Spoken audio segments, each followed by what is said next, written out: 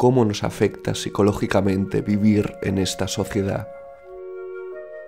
Cómo la sociedad actual afecta a nuestra mente, a nuestro cuerpo y a nuestras emociones. La sociedad actual, nuestro peor enemigo para la salud mental. Para responder a estas preguntas, vamos a analizar desde la psicología la sociedad moderna actual y la sociedad que tendremos en las próximas décadas. Comprenderemos de qué manera nuestra sociedad no es compatible con la naturaleza humana, y ello veremos que tiene y que tendrá terribles consecuencias en nuestra salud física, mental y emocional. Junto a este análisis haré una serie de recomendaciones y sugerencias que pueden servir para evitar y contrarrestar los efectos más perjudiciales. Así pues, empecemos. ¿Qué características tiene la sociedad que preocupan a los psicólogos? Una primera característica que atribuiría a nuestra sociedad y a la futura es que es dopamínica. Sí, vivimos en una sociedad dopamínica. La dopamina es un neurotransmisor íntimamente vinculado a nuestro sistema de recompensa. Es una sustancia que secretamos cuando anticipamos que algo va a suponer algo bueno para nosotros. Así pues, se vincula con el deseo de conseguir algo, más que con el disfrute de ese algo. La dopamina no es mala, sino solamente su exceso y su defecto. En su justa medida nos permite estar activos, motivados, creativos, estimulados a aprender, motivados a tomar decisiones, motivados para movernos. Alguien sin dopamina no encontraría razón para vivir, algo que ocurre en la depresión, por ejemplo. También en exceso puede ser muy peligrosa. Y ello ocurre cuando estamos expuestos constantemente a la promesa de todo tipo de placeres alcanzables de forma inmediata. Ya sea al alcance de un solo clic, al abrir las redes sociales y revisar los me gusta y comentarios, o simplemente por haber hecho un nuevo match en el Tinder, o por saber que vamos a tener una nueva cita. Hay innumerables maneras de sobreestimularnos dopamínicamente. Vivimos en un mundo repleto de novedad constante, novedad atractiva y estimulante, cuyo mayor peligro es cuando se nos presenta de forma intermitente, es decir, cuando hay incertidumbre, cuando ignoramos cuándo obtendremos aquella novedad que despertará nuestro deseo, ¿no? Como cuando entramos en Instagram y vemos si hemos tenido o no hemos tenido algún me gusta o algún nuevo seguidor, ¿no? Esa incertidumbre es algo que despierta y motiva lo dopamínico, el deseo. Cuando solo a veces obtenemos aquello, pero no siempre, es cuando se nos disparan los niveles de dopamina. Y esto es lo que nos motiva a seguir enganchados. Un claro ejemplo son los algoritmos de los Reels, de los TikToks, de los Shorts, de YouTube. Para mí es un símbolo de perfecta aplicación de todas las leyes psicológicas. De todos modos, no nos faltan otros ejemplos que nos convierten en verdaderos zombies. Por ejemplo, el contenido explícito sexual infinito, o la interminable oferta de comida rápida y gustosa, o los faraónicos centros comerciales donde comprar miles de pantalones de nueva temporada o de rebajas, o los incontables catálogos de videojuegos gratuitos o de pago, o las inacabables parrillas de cadenas de televisión, de plataformas de streaming con miles de películas y de series. Jamás una sociedad había tenido tal bombardeo de oferta de placeres, tan atractiva y sobre todo tan alcanzable de forma inmediata. Como resultado, si no somos capaces de moderarnos, lo cual depende de ciertos mecanismos internos que no están maduros, por ejemplo, en los jóvenes, y en los adultos cada vez los tenemos más atrofiados, pues si no tenemos esos mecanismos, si no los aplicamos, es muy alta la probabilidad de acabar adictos a una o varias formas de estos placeres. Estar constantemente expuestos a promesas de recompensas hacen que sea inhumano resistirse. Estamos programados para no poderlo controlar, pues históricamente hemos vivido en entornos infinitamente menos estimulantes y mucho más escasos en recursos. por lo que evolutivamente nunca ha sido adaptativo saber reprimir tanta posibilidad de satisfacer los deseos. Lo peor de todo es que, aunque nuestros políticos no tengan en cuenta a los psicólogos, los que diseñan esta oferta de placeres sí que se dejan asesorar por los mejores psicólogos. Y así han creado una maquinaria perfecta en la que logran toda nuestra atención. Nuestra atención es su mercancía. Solamente tienen que especializarse en saber presentar una atractiva zanahoria. Mi recomendación es, primero de todo, antes de entrar en contenido más específico, es saber relativizar esa presión social a la que estamos sometidos, que nos hace sentirnos obligados a estar consumiendo todos esos placeres, ¿no? Ese sentirnos obligados a estar expuestos a todo esto. Y no es fácil encontrar un equilibrio entre ser parte de la sociedad y cuidarnos de los males de nuestra sociedad. Una segunda recomendación es evitar, no sé cómo decirlo, es evitar ver, oler, escuchar, sentir esas ofertas tan atractivas. Buscar minimizar el acceso a cualquier estímulo en esa dirección podría ser una buena ayuda. Pues se necesita muy poquito para caer en esa rueda, para caer en la tentación. No tener el móvil a nuestro alcance sería suficiente. Intentar no dejarnos impactar por las imágenes de los entornos digitales o los escaparates, algunas calles, evitar no tener dinero de forma inmediata, por ejemplo. La cuestión es no exponerse, pues una pequeña señal, una señal breve, gatilla nuestra respuesta de borregos. En definitiva, los humanos somos animales. Nuestra estructura cerebral tiene más en común con el resto de animales que diferencias. Eso hace que nuestro lado más instintivo e inconsciente sea vulnerable a una sociedad que nos maltrata, que nos manipula eficazmente, generalmente por intereses económicos. Es por ello que se requiere de mucha conciencia para evitar esa sociedad que maltrata la vulnerabilidad de nuestro inconsciente más animal. La conciencia sería lo que permite cuidar la vulnerabilidad del inconsciente, que sería más animal, más instintivo, más irreflexivo. De todos modos, esta recomendación por sí misma no es suficiente. Limitarse a evitar no sirve de nada.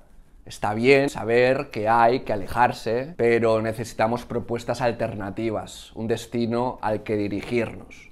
El placer de lo vacío, el placer de la novedad, del más y más y más, del disfrute de lo fugaz, se compensa con actividades que llenen profundamente, que nos hagan estar en el presente, satisfechos y saciados.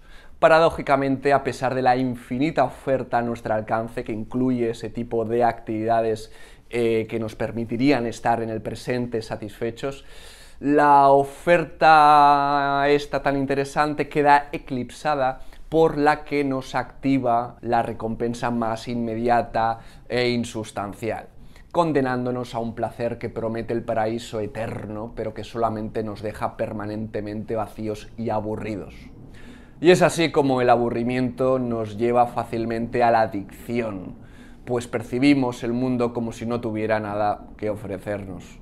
Y como nada tiene que ofrecernos, no hay nada que perder, pues lo podemos estar invirtiendo en cosas vacuas, cosas vacías.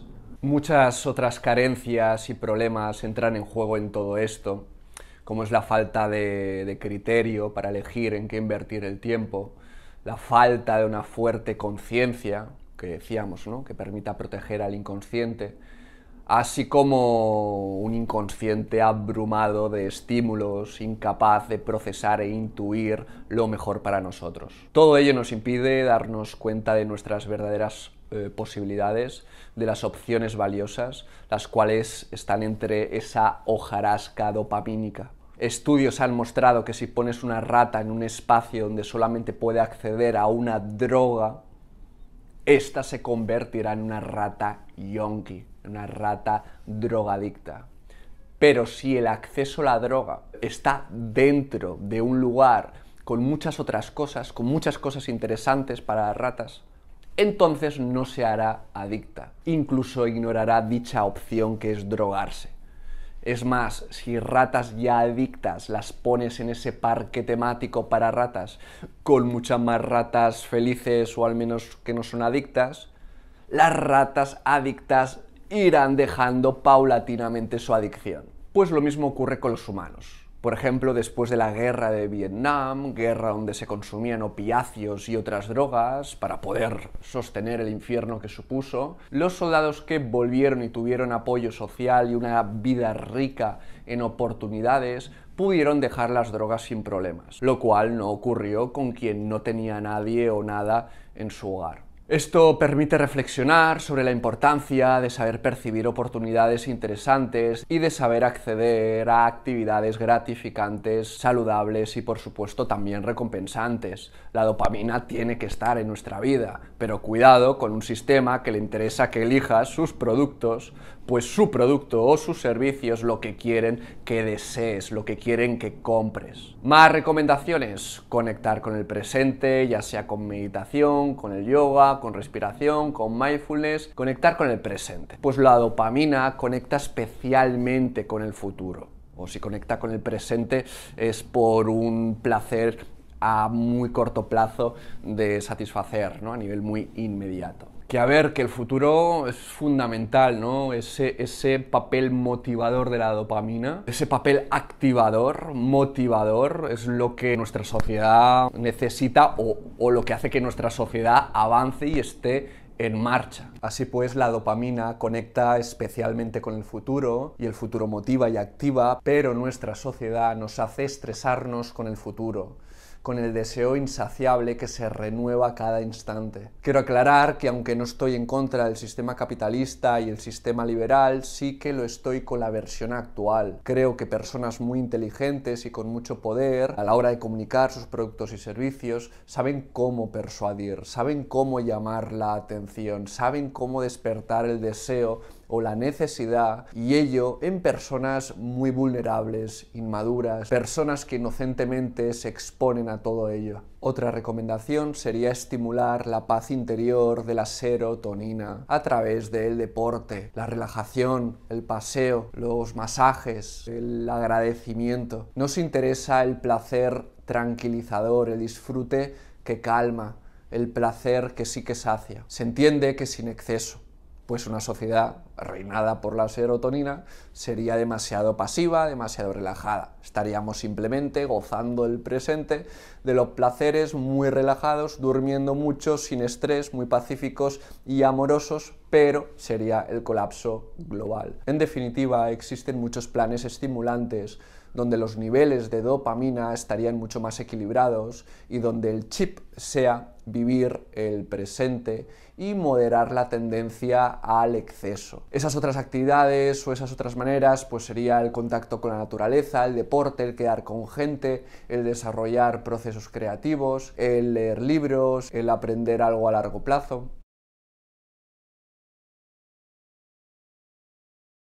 Una segunda característica de esta sociedad, y la que viene, es el ritmo de innovaciones, la cual está relacionada con que sea una sociedad dopamínica, dado que la dopamina facilita la creatividad y a la vez se retroalimenta de lo nuevo. ¿Y cómo hemos llegado a este ritmo de novedad? Seguramente es por la confluencia de varios factores, como es la sofisticación de la sociedad, la evolución de la división de trabajo, el poder y la presión del mercado, las complejidades y presiones geopolíticas y la cada vez más extendida creatividad humana. Todo esto ha causado, desde hace ya un par de siglos, un crecimiento exponencial en prácticamente todos los ámbitos, sobre todo en el ámbito de la tecnología y la ciencia. Esto ha convertido nuestra sociedad en una competición constante por lograr las innovaciones más ventajosas y, en la era del consumo, por ofertar agresiva y constantemente todo tipo de nuevos productos y servicios a consumir. Todo ello como resultado nos expone a novedades constantemente y el problema es que el ser humano, como otros animales, está diseñado para poner especial atención a las novedades, pues ello, evolutivamente, podía suponer una ventaja por haber identificado algo que te iba a aportar unos recursos ventajosos. O la novedad podía suponer tener la oportunidad de anticipar una amenaza, un peligro mortal. Muchas investigaciones relacionadas con la percepción y la atención muestran este fenómeno donde un nuevo estímulo, por ejemplo, tiene más probabilidades de ser captado por la atención de un niño, hasta que pasa el tiempo y se familiariza con dicho estímulo. O como se dice en argot psicológico, hasta que se habitúa. Hoy en día todo va tan rápido que no sabemos valorar aquello que no cambia, aquello que cambia a un ritmo muy lento. Estamos cegados y sobrepasados de tanta novedad. Otro punto problemático es que es muy arriesgado abrazar las novedades de forma indiscriminada, pues no sabemos el impacto que tendrá a largo plazo. Algunas novedades sí que sabemos que luego han resultado ser negativas a largo plazo, como es por ejemplo el consumo de ultraprocesados o el fumar regularmente. Por otro lado, además de ser arriesgado abrazar las novedades, también es arriesgado desechar o suprimir hábitos o costumbres que siempre habían estado ahí. Cuando algo se establece durante mucho tiempo, suele tener una función a nivel evolutivo, incluso cuando no la sabemos. Esto no quiere decir que todo lo del pasado que ha permanecido mucho tiempo es bueno moralmente o algo que tengamos que recuperar. Esto sería caer en la falacia naturalista que dice que todo lo natural es bueno. No digo eso, sino lo que debemos preguntarnos es si la función que evolutivamente cumplían esas cosas que queremos desechar o que hemos desechado, tenemos que preguntarnos si cumplía realmente una función relevante y si hoy en día sigue siendo relevante, sigue siendo deseable. Mi recomendación no es oponerse a las novedades, pues las necesitamos para avanzar y muchas pueden integrarse de forma ecológica con todas nuestras otras dimensiones. Además, si el uso de lo novedoso se hace con moderación, el riesgo a largo plazo parecería menos preocupante. Por lo tanto, se trata de ser prudentes a la hora de integrar en la vida las innovaciones. Soy el primero que le fascina la tecnología, pues abre muchísimas posibilidades, pero eso lo hacemos a costa de olvidarnos de las puertas que se nos cierran. Una cosa que me preocupa es que la tecnología permite hacer cada vez más en menos tiempo, dispara la productividad. Y hay tantas herramientas tecnológicas, tan facilitadoras, y hay tantos estímulos nuevos exteriores, que todo eso va a facilitar que pensemos más superficialmente, que no sepamos mantenernos en una actividad durante largo tiempo. Yo mismo antes devoraba libros y películas del tirón y ahora lo hago de forma más fragmentada, pues me aburro. Tolero menos el aburrimiento. Mi recomendación es recuperar el aburrimiento como motor creativo, como motor para conectar con el mundo que se percibe en la lentitud. Profundizar es un estado de pensamiento que encadena con un nuevo estado de pensamiento todavía más profundo. Profundizar es ir escalando niveles de complejidad de análisis y es un proceso intelectual y emocional que requiere tiempo. De lo contrario, podemos pensar las cosas simplificadamente, haciéndolo todo plano, simple. De hecho, cada vez la gente piensa más en blanco y negro, lo cual también ello correlaciona con más riesgo para todo tipo de problemas mentales.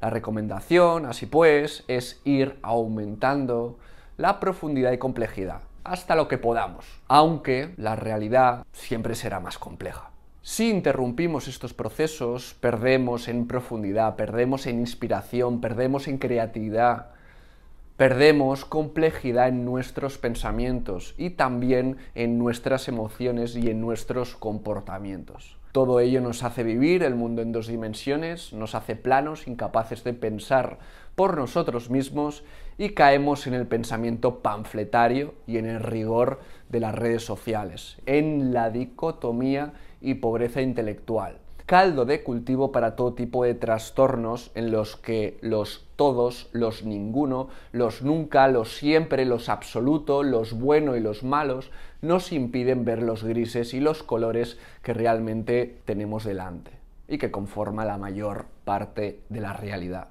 Respecto al profundizar, no me convence la excusa de que no tenemos tiempo, pues podemos quitarnos pérdidas de tiempo para poder leer con profundidad o lo que queramos hacer con profundidad, hacer el amor o lo que sea.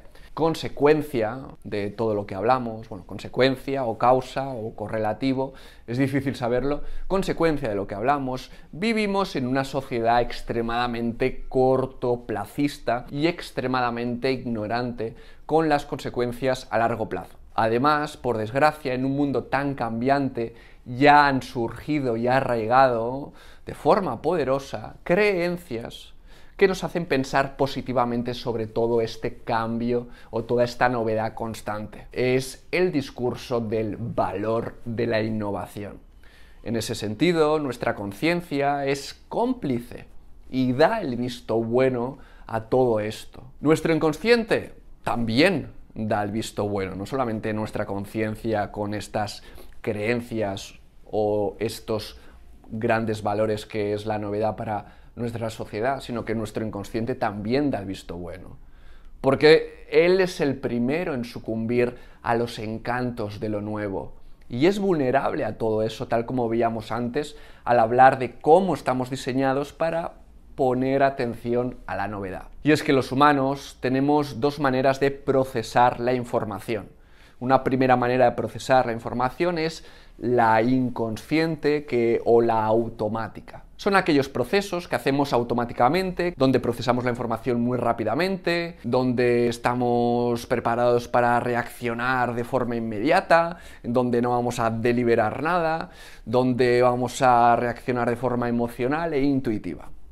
Por otro lado, otra forma de procesar es la forma racional y consciente. Aquí sí que se delibera, aquí sí que se es consciente, se procesa lento y ello requiere de lógica y de argumentos. El tema es que el primer sistema que estaba diciendo, el sistema inconsciente o experiencial también se llama, como decía antes, es carne de cañón ante tanta novedad. Es prácticamente imposible resistirse a tantos estímulos atractivos y novedosos. Mi recomendación aquí es cultivar la conciencia con espíritu crítico, pues como decía, muchos justificamos racionalmente vivir como vivimos. Para eso es crucial informarse críticamente de buenas fuentes, cuestionando, reflexionando, debatiendo, explorando diferentes formas de entender el mundo, aprendiendo a discriminar puntos de vista sólidos de otros superficiales. Puntos de vista interesados en objetivos comerciales, de puntos de vista centrados en el amor al saber. Pero aún así, aún ejercitando la conciencia, seguiremos teniendo un sistema automático de procesamiento. Seguiremos siendo animales vulnerables, seres frutos de una evolución de miles de millones de años.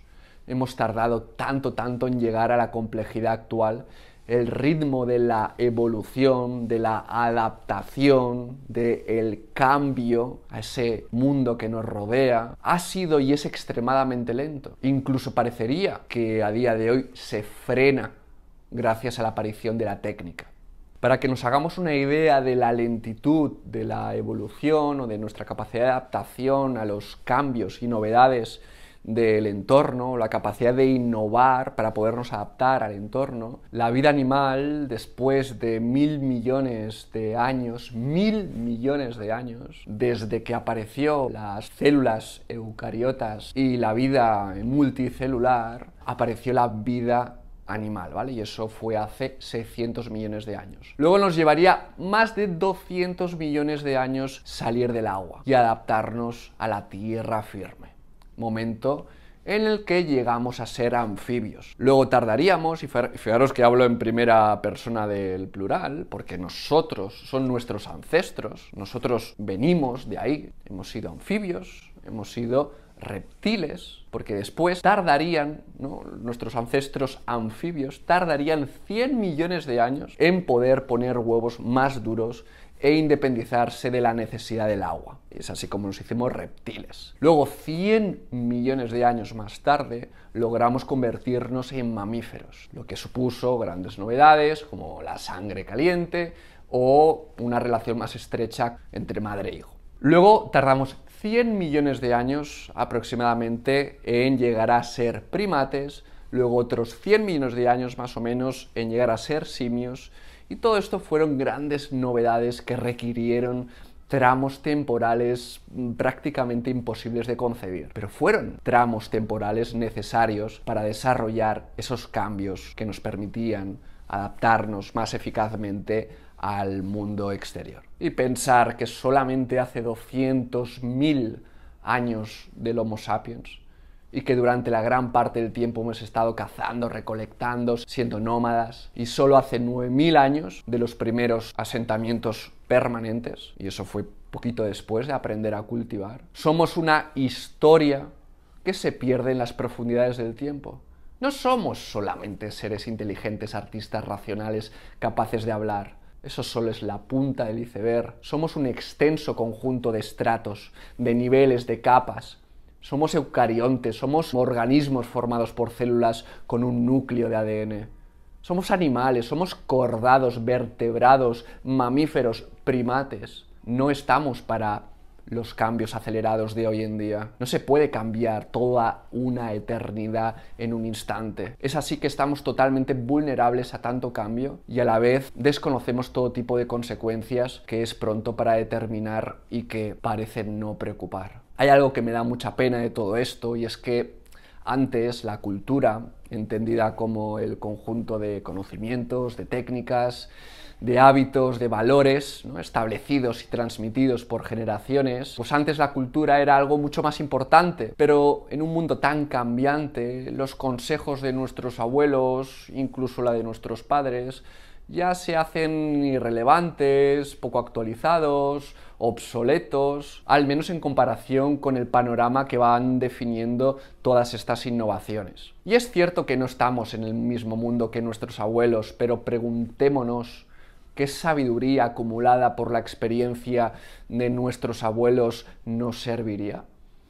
¿Qué hábitos, qué valores nos podrían transmitir y podrían ayudarnos a sincronizarnos con lo humano? ¿Somos capaces de identificarlo? Antes confiábamos en la cultura heredada como garantía de que eso nos iba a permitir adaptarnos al mundo, siempre habiendo la innovación propia de la juventud, por supuesto. Pero es que ahora la cultura heredada no nos sirve en un mundo tan cambiante y necesitamos del sistema racional, de la conciencia, para irnos adaptando a tanto cambio constante. En un mundo donde todo fuera fijo y previsible, todo sería rígido y estaríamos en una sociedad sólida. Pero nuestro mundo es líquido, como decía Bauman, y todo es tan cambiante que requiere de flexibilidad en extremo.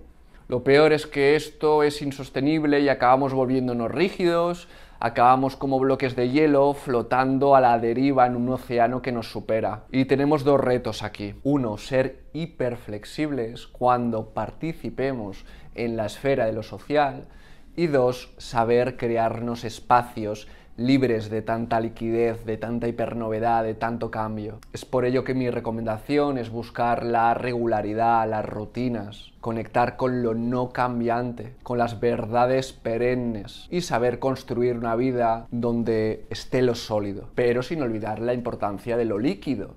Pues en un mundo tan cambiante, si queremos asegurarnos un lugar en esta sociedad, necesitamos ser especialmente flexibles, aprender rápido, reciclarnos continuamente y ser creativos. Una última recomendación sería ponderar el largo plazo y el corto plazo. Valorar las cosas valiosas a largo plazo y saberlo ponderar con los beneficios o los placeres a corto plazo. Cuando hablo de largo plazo, pues me refiero a aquellos proyectos que requieren tiempo, el aprender algo un poco profundo, el desarrollar habilidades por repetición y rutina. Aquí también entraría el acostumbrarse a pensar en términos de proceso y no tanto de resultado inmediato. Querer las cosas para allá nos lleva a la expectativa falsa de poder conseguir cosas o hacer cambios de forma milagrosa y fácil. Y una última reflexión. La obsesión por la novedad hace que no se valore las verdades que yo mismo diga en este vídeo, porque ya suenen recurrentes, ya oídas antes. Si muchas grandes verdades son atemporales, en la era de la extrema temporalidad, basada en la novedad constante, estamos condenados a ignorar una gran cantidad de verdades que nos suenan anticuadas. Valorar solamente aquello que es novedad supone no valorar aquello permanente o que cambia lentamente, y eso nos incluye a nosotros mismos. Se podría decir que nos hace aburrirnos de nosotros mismos. Y no solo ocurre con nosotros, también incluye a los nuestros, incluye a nuestra pareja, nuestro planeta, incluye en definitiva lo más importante y así nos va.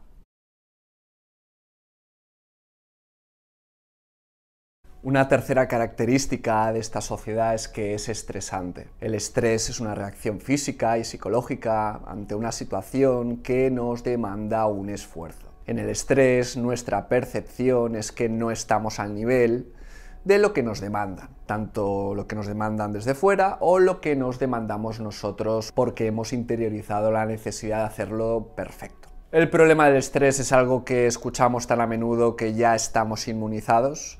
Ya lo decía hace un momento, en la sociedad de la novedad nos pasan desapercibidas las verdades que son como puños de hierro en nuestras caras.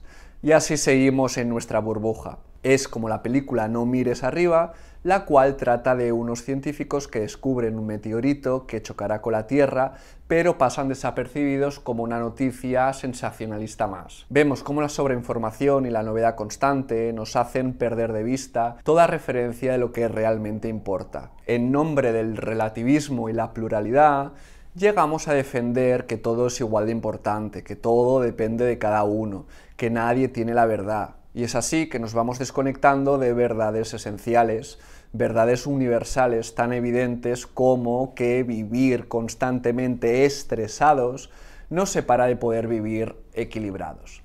El estrés en sí mismo no es malo, pues nos permite aprender, adaptarnos y al fin y al cabo sobrevivir.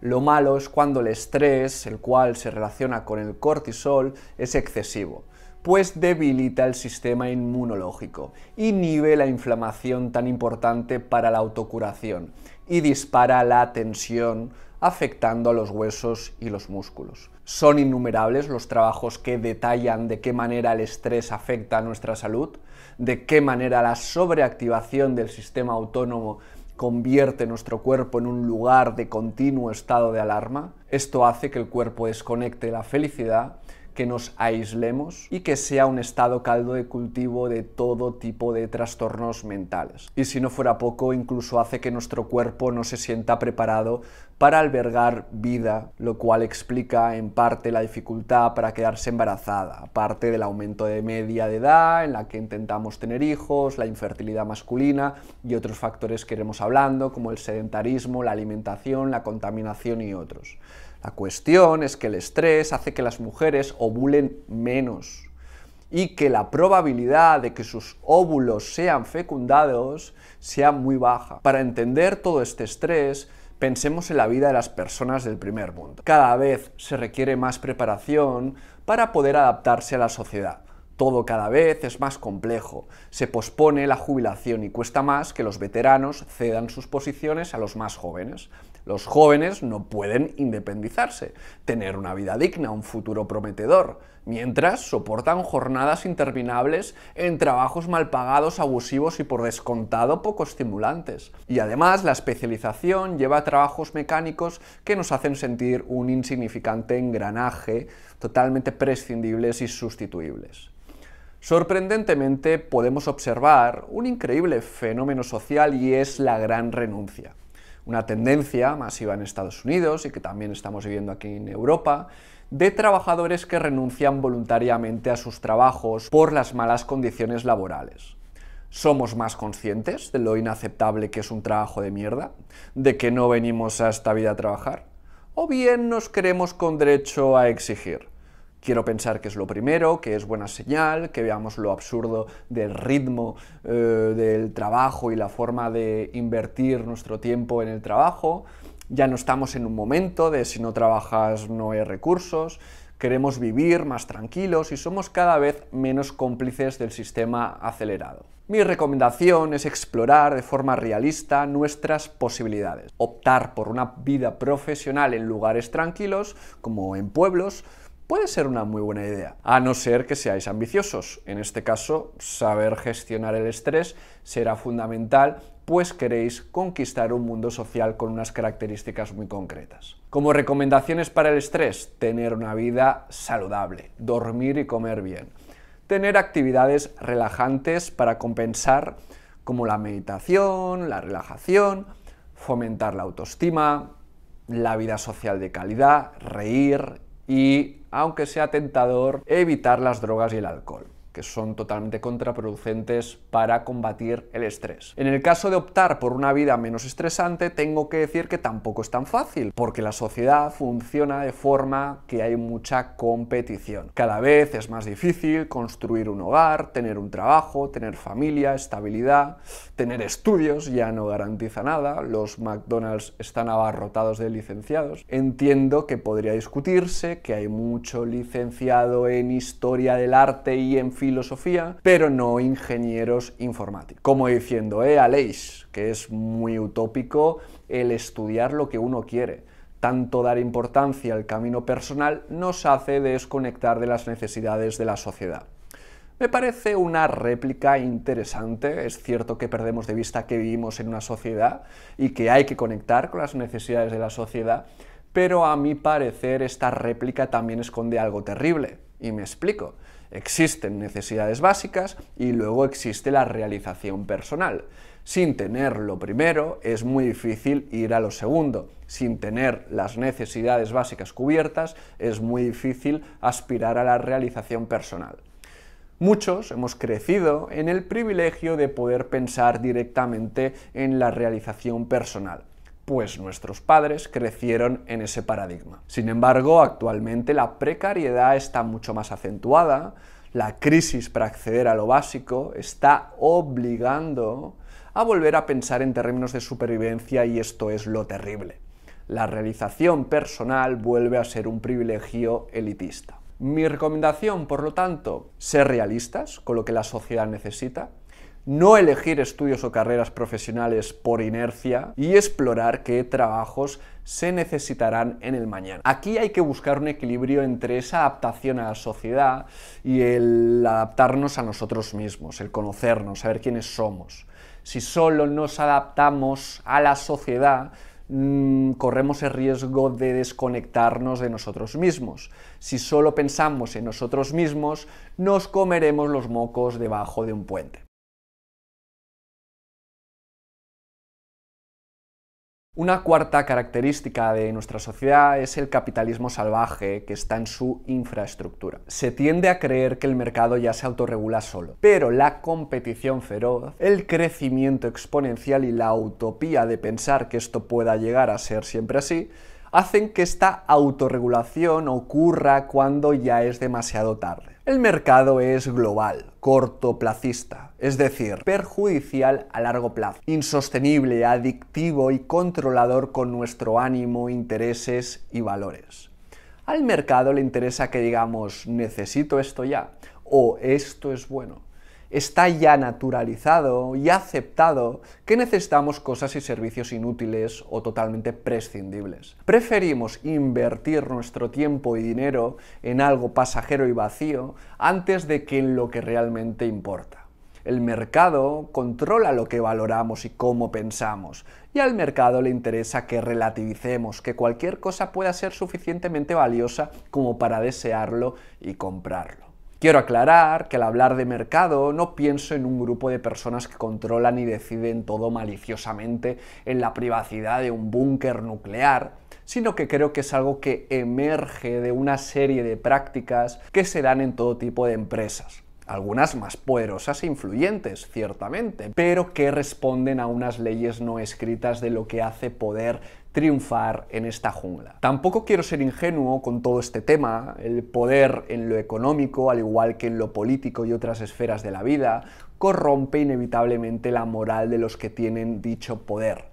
Es la ley del más fuerte y eso fomenta la inmoralidad, la toxicidad, la perversión, la corrupción. Jamás podremos evitar algo así, al menos no a corto plazo, pues un sistema así no tiene en cuenta el bien común. Es propio de la naturaleza humana ostentar el poder social, pues eso evolutivamente ha supuesto una gran probabilidad de sobrevivir y hacer sobrevivir el propio linaje. La cuestión es que la sociedad que ha emergido de todo ello parecería demasiado destructiva, demasiado la ley del más fuerte, y esto creo que debería regularse un poco más. Ignoro cuánto se hace ya por parte de los organismos internacionales, como el FMI o el Banco Mundial, pero observando cómo estamos contaminando el mundo, cómo estamos sobrecargando el mundo de productos inútiles y de hábitos tan extremadamente poco saludables, no puedo evitar pensar que la regulación no se hace teniendo en cuenta el bienestar, la psicología humana, sino que más bien es un mundo regido por el beneficio inmediato y la capacidad de gestionar los daños colaterales. Creo que resulta paradójico que el sistema que permite financiar todo tipo de avances en medicina y bienestar sea el mismo que nos hace sentirnos miserables.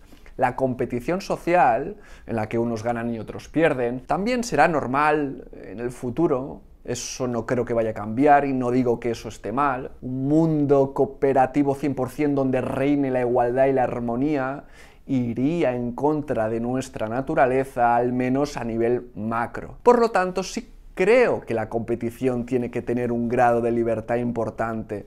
Si no, se coarta la motivación, el cual es el motor social. Pero ¿cómo conseguimos que durante el camino no destruyamos el planeta o la vida de cientos de millones de seres humanos? ¿De verdad pensamos que este crecimiento no acabará, como le pasó al Imperio Romano o al Imperio Maya?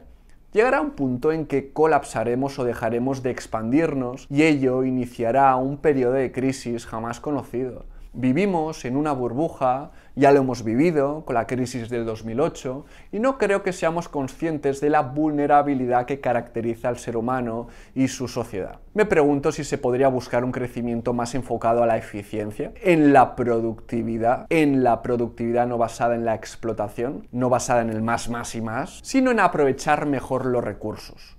Buscar el crecimiento ecológicamente, buscar la riqueza en ello, buscar ser una sociedad resistente a las crisis ante la falta de crecimiento. Una sociedad que pueda sustituir millones de negocios y puestos de trabajo que solamente alimentan este circo por otro sistema de incentivos que fomentara un mercado alternativo. La verdad que no me siento cómodo hablando de todo esto porque mi postura en este vídeo se va a centrar sobre todo en lo psicológico, pero tenía que mencionar brevemente toda esta cuestión. Solo puedo decir que creo que estaría bien regular más estrictamente para evitar, por ejemplo, la publicidad engañosa en un sentido más profundo, pues nos persuaden, sobre todo a los más vulnerables, nos persuaden a un nivel demasiado profundo y así definen nuestros valores, nuestros deseos, nuestras necesidades, incluso nuestros mitos que nos inspiran, nuestros ideales, nuestros sueños, contaminan el propio relato de nuestras vidas, aquello que da sentido a nuestra existencia, y eso no tiene precio.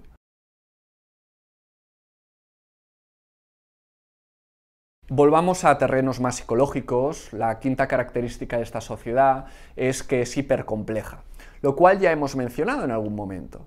La hipercomplejidad hace que sintamos el caos. Vivimos como caos este orden hipercomplejo que es nuestra sociedad. Y diría que cada vez somos más conscientes de la complejidad más allá de lo humano en la vida y el universo. Todo ello produce una gran incertidumbre e inseguridad, algo que al ser humano no le gusta en absoluto. En consecuencia buscamos seguridad y lo hacemos con falsas soluciones milagrosas. Vivimos en una era donde creemos que la solución a nuestros males depende de simples soluciones o explicaciones generales.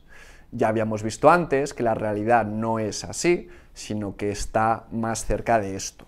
Esto es como pretender solucionar la depresión con pastillas, o la obesidad con más pastillas, o el déficit de vitaminas con más pastillas. Todo menos cambiar nuestro estilo de vida. Lo complejo es más difícil que lo fácil, pero lo fácil es mucho más ineficaz y sale más caro. Preferimos la comodidad de lo poco eficaz, de lo resultón, del consuelo de estar intentándolo, ¿no? Preferimos ese consuelo de, bueno, al menos lo intentamos, Preferimos las promesas simples, milagrosas, ¿a qué? A esforzarnos, a el esfuerzo hacia soluciones realmente eficaces que supongan complejos procesos. Así que, ante un mundo cada vez más complejo, cada vez simplificamos más, lo reducimos todo. Por ejemplo, en el ámbito de la salud, creemos que seguir a una psicóloga muy importante en Instagram nos va a sustituir el hacer un proceso psicológico. Simplificamos en el sentido de que si algo es malo en algún momento en particular, ya es malo siempre. Por ejemplo, con el sol. Como me hablan de que el sol produce cáncer de piel, que eso ocurre bajo circunstancias muy concretas, como eso, el sol es malo. Automáticamente generalizo y simplifico que el sol es malo. El déficit, no obstante, de vitamina D de nuestra sociedad es preocupante.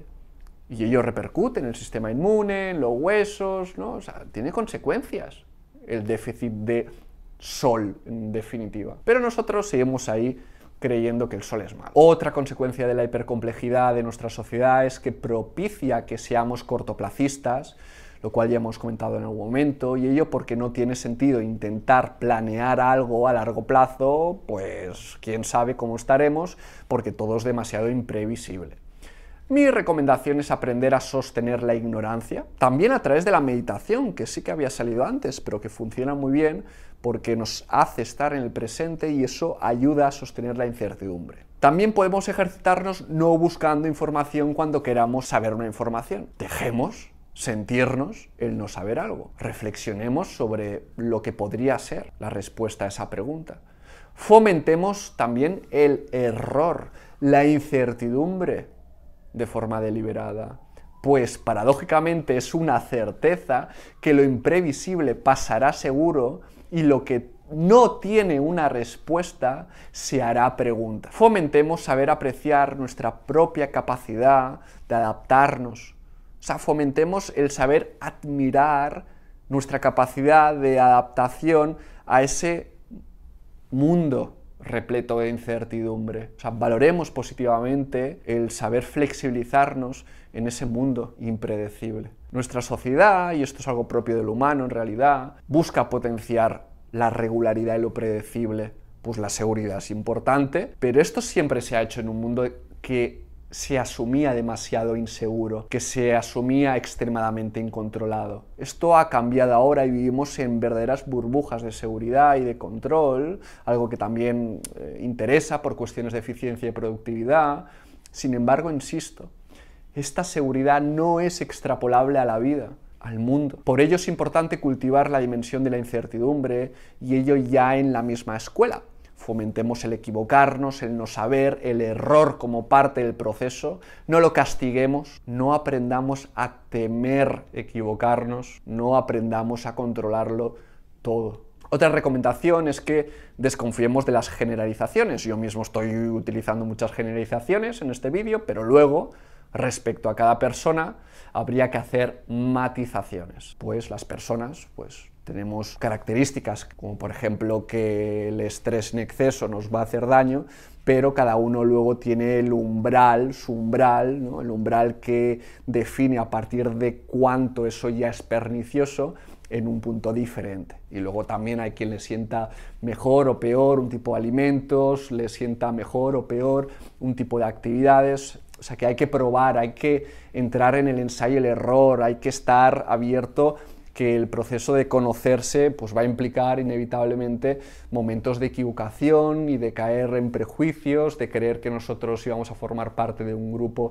de personas que le iba a sentar bien esto, le iba a sentar mal lo otro, pero para eso hay que usar la conciencia, en el sentido de que hay que usar la inteligencia para ver qué se adapta bien a nosotros y no caer en generalizaciones. Así que la recomendación es esa, no caigamos en las soluciones milagrosas generales, por mucho que estos medios de comunicación promuevan dirigirnos a grupos grandes, personalicemos. Una última reflexión rápida, no os vayáis a aburrir, es que en un mundo tan complejo ya no nos sirve el ser especialistas. Necesitamos ser generalistas, necesitamos ser interdisciplinares. El ser humano sabe combinar el ser generalista, lo cual implica tener una mirada global, un saber comprender las cosas desde la vista de pájaro, el saber unir disciplinas, tipos de tareas, pues sabe combinar el ser generalista con el ser especialista. La especialización había sido hasta ahora un requisito, pero con la hipercomplejidad y los avances en automatización, los trabajos más sencillos quedarán fácilmente obsoletos, así que el perfil de interdisciplinar será lo que necesitemos. Sobre todo porque en un mundo complejo todo está entretejido y necesitamos puentes y más puentes. Otra característica de esta sociedad es que nos hace frágiles ante el sufrimiento. Parece que tenemos alergia al sufrimiento. Por supuesto, estamos diseñados para evitar el sufrimiento. Nuestro comportamiento se rige por leyes que lo tienen en cuenta, pero no hablo de esto. Somos una sociedad de cristal excesivamente hedonista, consumidores que creemos tener derecho a que nos traten como marqueses que siempre tenemos la razón.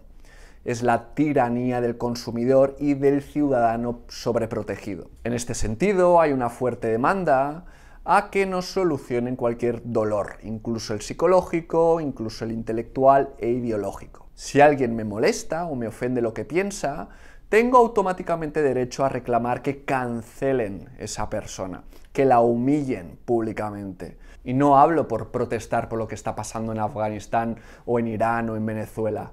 Todo ello a esta generación se le repampifla.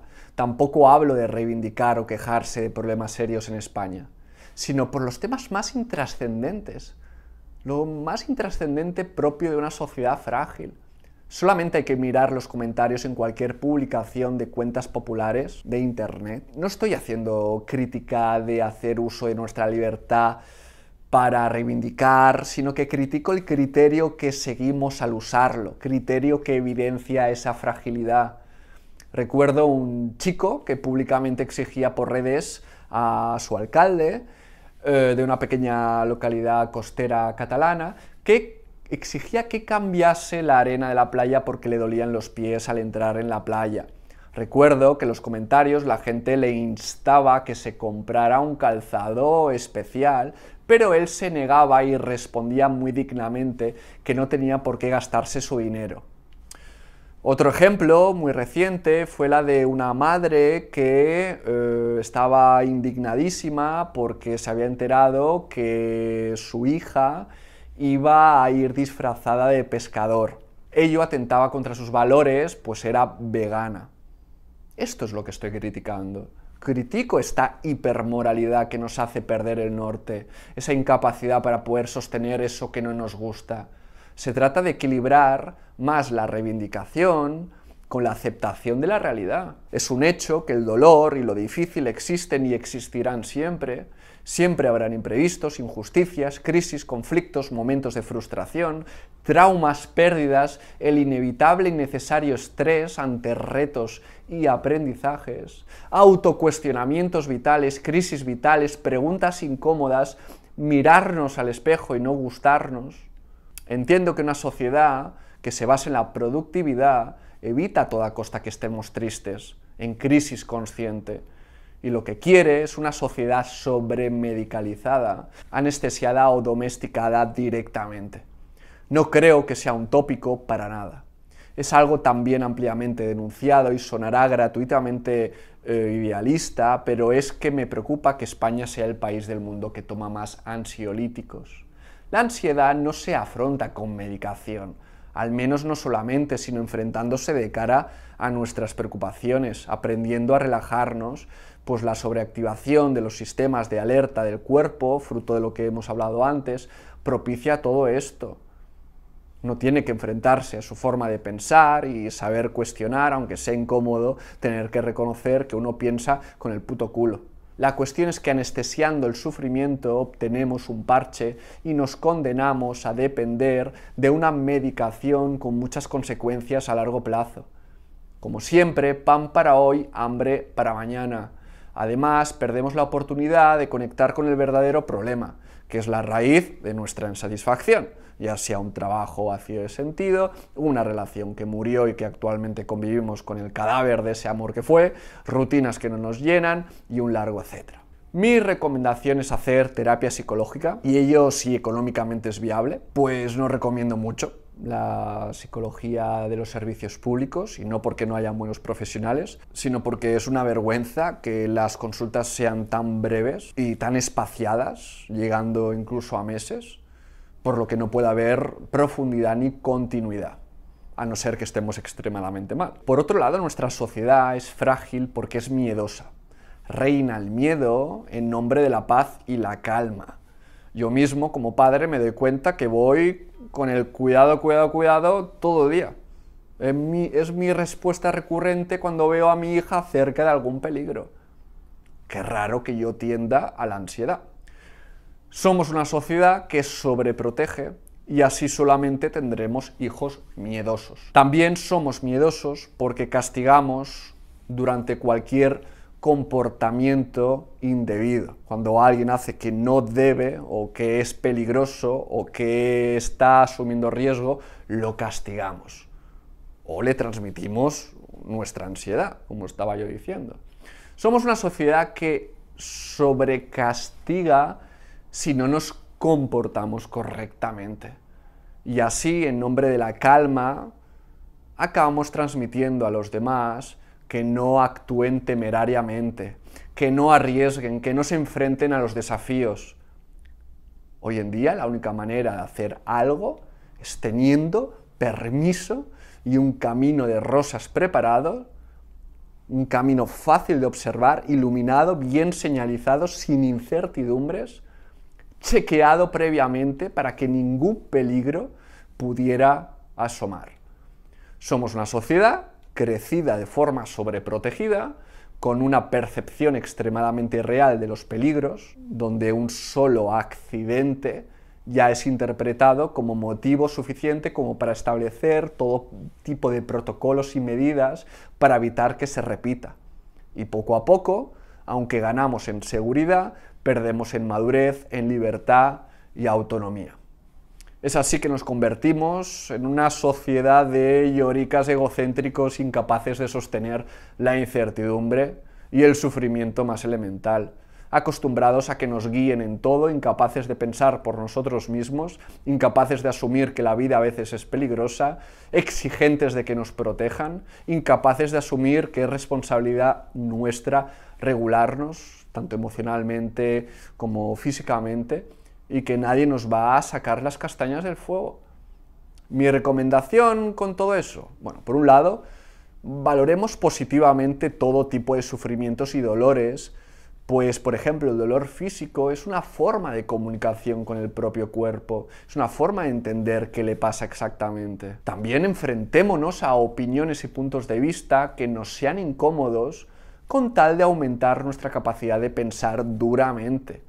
Pues la realidad no siempre será acomodaticia con nosotros. También quiero decir que huyamos de los estímulos que nos generan miedo de forma innecesaria, como por ejemplo las noticias, ¿no? Los medios de comunicación nos exponen a una serie de estímulos que nos hacen percibir que el mundo es un lugar peligrosísimo. También, en la medida de lo posible, compartamos nuestros miedos, compartamos nuestros traumas, compartamos nuestras debilidades, porque eso nos hará fuerte, porque eso nos hará valientes. Algo bueno de conectar con el sufrimiento es que nos hace conectar con la causa del sufrimiento, y mi recomendación es que, si es posible, luchemos contra esa causa o fuente de sufrimiento. No estoy defendiendo que está bien sufrir por sufrir. No estoy diciendo que sufrir sea algo que sea bueno siempre, sino que dejémonos sentir el sufrimiento para ver qué información nos da, para ver lo que hay que ajustar y no caigamos en parches que por justamente no ver qué información nos está transmitiendo ese sufrimiento. Por supuesto que no todo sufrimiento tiene una causa o tiene una fuente que se pueda cambiar. Hay a veces que tendremos que coexistir con el sufrimiento, y ahí es donde es útil saber aceptar el sufrimiento como parte de la vida, sin que eso nos amargue todo lo bueno que tiene la vida y que nos hace que la vida sea más llevadera, ¿no? Como estar con otras personas, aprender o lo que sea. Otra recomendación es que hay algunos sufrimientos que de forma intermitente pueden ser muy buenos, como por ejemplo pasar hambre o pasar frío o estar muy cansados físicamente. Todo ello permite activar procesos físicos internos que nos beneficiarán en cuanto a salud física y mental. Estamos diseñados, por adaptación, a un mundo que era mucho más hostil, con muchas más carencias. Ese era el ritmo al que nos habíamos acostumbrado. Estar expuestos a día de hoy a tanta comida, a tanta comodidad, a tan buena temperatura, es algo que nuestro cuerpo no está acostumbrado. Y si no nos exponemos al frío, al hambre, no aprovechamos algunos mecanismos catabólicos que permiten regularnos internamente. Otra recomendación, aquí hay varias: eduquemos a nuestros hijos permitiéndoles que conozcan el dolor y el sufrimiento, excepto si ese dolor y sufrimiento les genera un daño irreparable. Y ellos siempre con el amor como base. Pero dejarles que se hagan responsables, que sean autónomos, que vivan las consecuencias de sus decisiones, que valoren el romper las normas, también las nuestras, que sean creativos, y que también sepan seguir las normas, ¿no? que también eso es importante, la disciplina es importante, pero sin rigidez ni justificándola con el miedo. Es todo un reto encontrar un equilibrio entre esto, ¿no? Entre ese dar autonomía y la seguridad, aunque es casi 100% seguro que nosotros pecaremos de sobreproteger a nuestros hijos porque somos nosotros mismos hijos de esta sociedad. Una última reflexión es que querría diferenciar la fragilidad como algo malo, entendido como el ser miedosos y sumisos y totalmente dependientes de que nos saquen las castañas del fuego. Una cosa es eso y otra cosa es reconocer nuestra vulnerabilidad como seres humanos, lo cual es incluso un acto valiente el reconocerlo. Ser vulnerables es reconocer que podemos caernos, que podemos pasarlo mal, que podemos llorar, que podemos estar tristes, que podemos permitirnos algo muy humano. Pero esto no es la fragilidad, sería un estado permanente de impotencia y de miedo.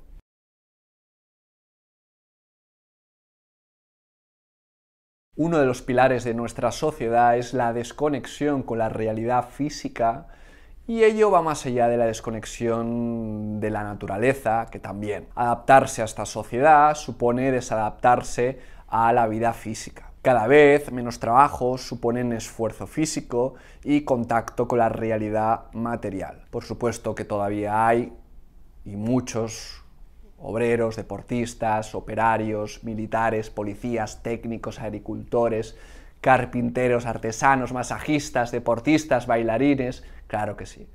Pero en general vamos hacia entornos cada vez más disociados de lo corporal, mundos más virtuales, más digitales. Todo ello dificulta alimentar nuestro sistema nervioso de información sensorial de calidad, información que nos permite construir una imagen del mundo suficientemente realista y compleja. También dificulta la salud. Los niveles de sedentarismo son preocupantes.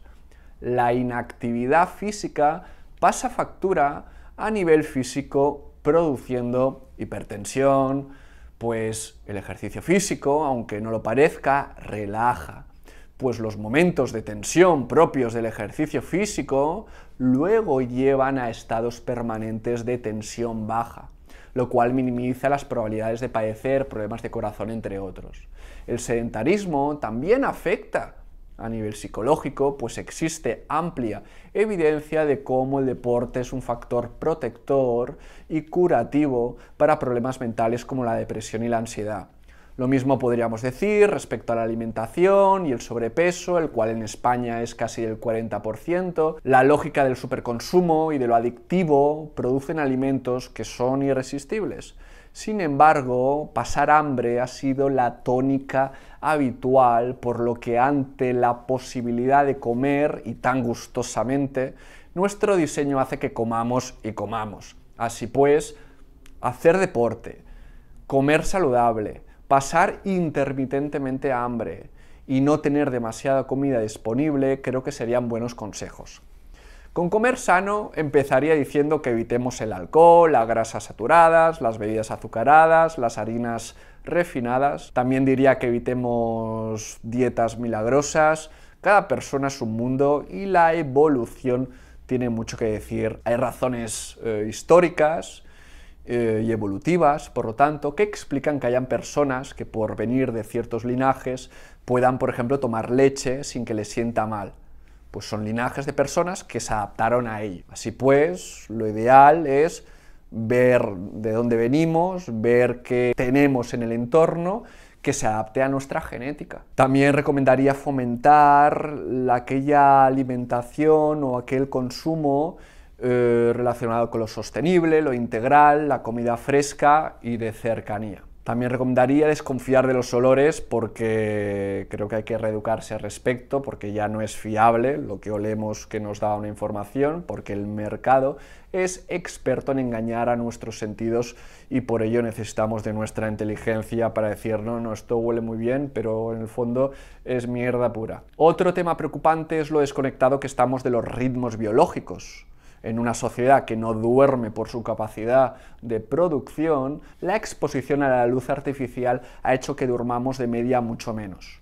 El exceso de luz de noche y la falta de luz de sol durante el día han generado y generan graves desajustes en nuestro sistema inmune, lo cual correlaciona con problemas físicos como enfermedades de corazón y algunos cánceres, y en nuestros ritmos circadianos, lo cual afecta en la regulación de todo tipo de neurotransmisores como la melatonina.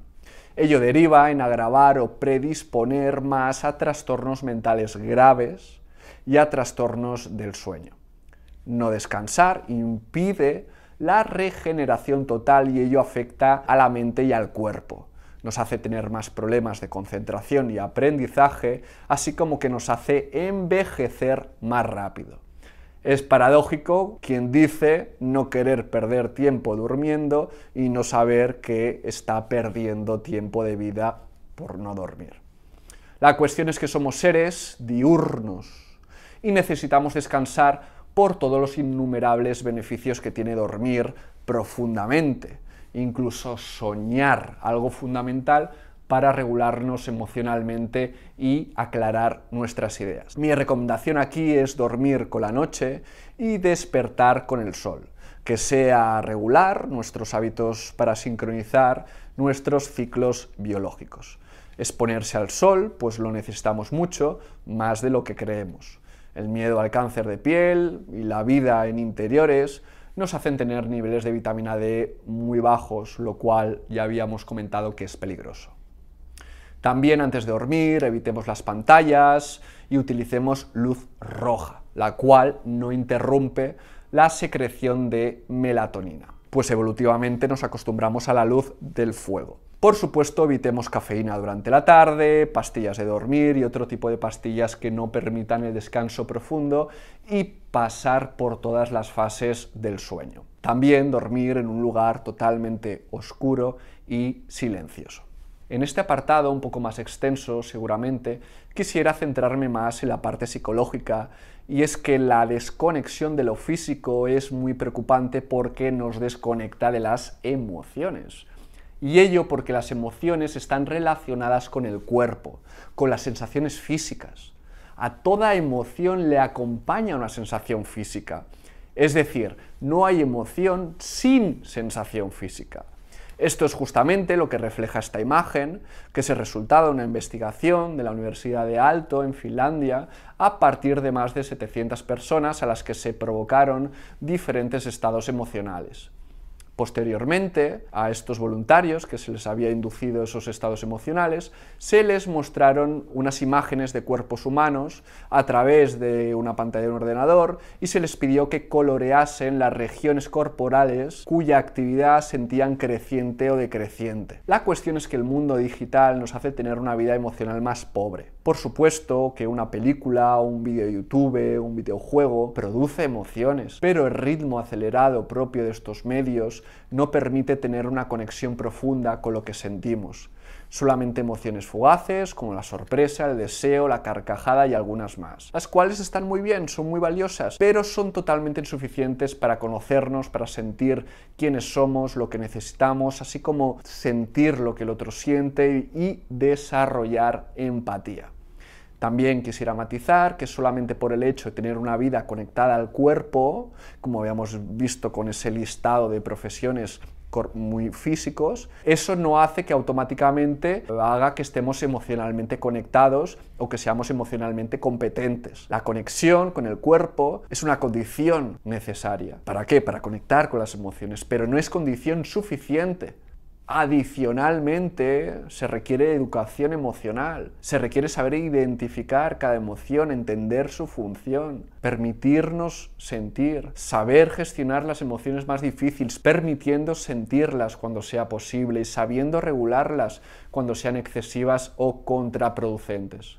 Por otro lado, la desconexión de la realidad física facilita desconectar de lo esencial y nos hace caer en un preocupante relativismo. Desconectar de la realidad física perjudica al saber, al conocimiento, puesto que no nos facilita la elección de información relevante. Además, con la inclusión de valores relacionados con la diversidad, lo cual me parece muy bien, se hace especialmente difícil conectar con la realidad esencial, con lo vital, con lo instintivo. En la población general, sobre todo en el medio digital, predomina un discurso antinaturaleza, antiobjetividad y pro-relativismo cultural.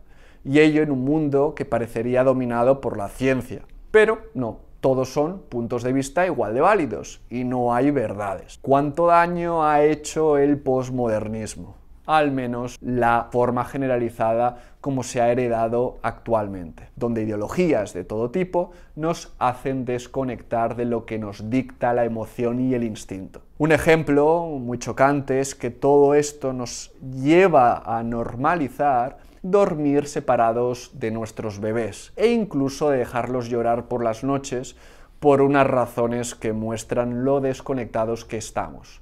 Todos son posturas respetables, se dice, o todo el mundo hace lo que puede, también se dice, como diciendo que todo vale, cuando en realidad todo tiene sus consecuencias, sea por una elección libre y meditada, una necesidad personal de descansar bien, o una imposición de este sistema que no nos permite criar como nos gustaría. En cualquier caso, los bebés en estas condiciones se estresan y se convertirán en niños con niveles de estrés mayores, pues al fin y al cabo son bebés y siguen teniendo un instinto de apego, una necesidad de sentirse protegidos, de percibir dicha protección a través de la piel, de la presencia, y eso representa una percepción propia del bebé que no podemos obviar solamente porque esté en una casa segura. Eso el bebé no lo sabe, eso el bebé no lo siente y se siente en peligro y estresado. Quizás desde una perspectiva puramente pragmática, nosotros valoramos que el niño no llora y duerme solo, pero eso no implica que no haya sufrido innecesariamente en un momento vital que no debía. Hacemos sufrir a nuestros bebés para luego sobreprotegerlos de más mayores cuando ahí sí que deberíamos exigirles autonomía. El mundo al revés y a destiempo. Lo dicho, estamos desconectados de la realidad física, de nuestras emociones e instinto, y eso repercute en nosotros y en los nuestros, en nuestro conocimiento y en la mentalidad general. Y alguien podría decir que estoy cayendo en la falacia naturalista, pues muchos comportamientos instintivos no son permitidos hoy en día por ser ilegales o inmorales. Pero es que es aquí donde yo quiero llegar. Se trata de usar el instinto, lo físico, como guía para no caer en moralismos que nos desconectan. Tomemos, por ejemplo, el extremo en el que se usa la violencia para demonizar lo que sí que es necesario para sobrevivir en esta jungla, que es la agresividad, la dominancia, la competitividad, la hostilidad. Todo ello son emociones, actitudes y comportamientos absolutamente adaptativos. Otro ejemplo podría ser la asunción del riesgo, arriesgar. Dado que podemos llegar al extremo de tener un accidente, no arriesguemos. Ante la posibilidad, mejor la imposibilidad. La intolerancia a la incertidumbre que habíamos visto antes nos hace incapaces de tolerar hasta bajas probabilidades de un accidente. Pues lo mismo con la agresividad y la dominancia. Dado que podemos llegar al extremo de la violencia y la delincuencia, no seamos agresivos en absoluto. Esta es la mentalidad burguesa e hipermental, desconectada de lo que somos, de lo que nos conecta con nuestra fuerza, nuestra salud mental, nuestra voluntad y nuestra humanidad. Honestamente, yo pondría a trabajar en la puta obra a todos los mimados posmodernistas, sociólogos fanáticos y niñatos moralistas que están convencidos que todo es un constructo cultural.